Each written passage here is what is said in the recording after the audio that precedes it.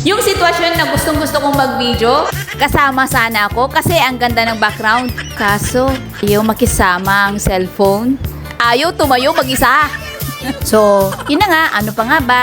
Kundi hawakan na lang ang cellphone. Kapag content creator ka, scriptwriter ka, vlogger ka, copywriter ka, social media manager ka, videographer, photographer, graphic designer, editor, content strategist, SEO specialist, animator, influencer, live streamer, community manager, voiceover artist, content analyst.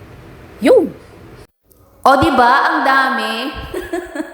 Iilan pa lang yung nagawa ko habang pinapanood mo ito. Ang sarap pala mga bayo.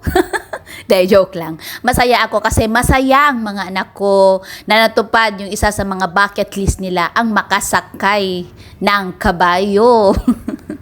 So, ayun na nga.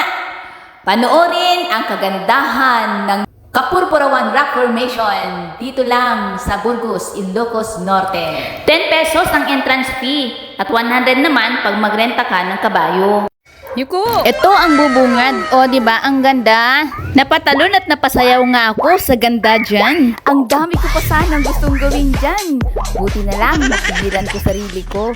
Marami kasing marami kasing mata na nakatingin. O, diba? Ang sarap huminga. Napansin nyo din ba ang mukha? Pahiga muna at paupo-upo ha. Ang ganda talaga. Grabe, oh. Alaya! Kyrel! Grabe, ang ganda mga Koreans. OMG.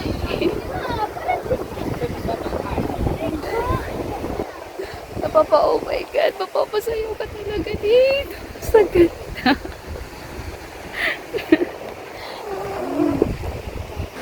Ang ganda, pati kulay ng dagat.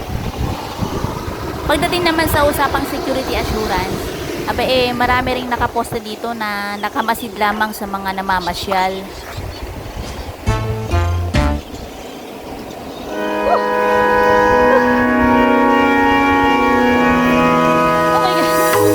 my God! I don't like.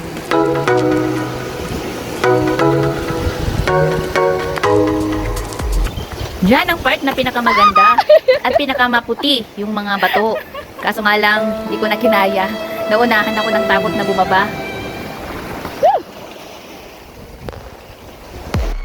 Thank you, Kapurpurawan Rock Formation!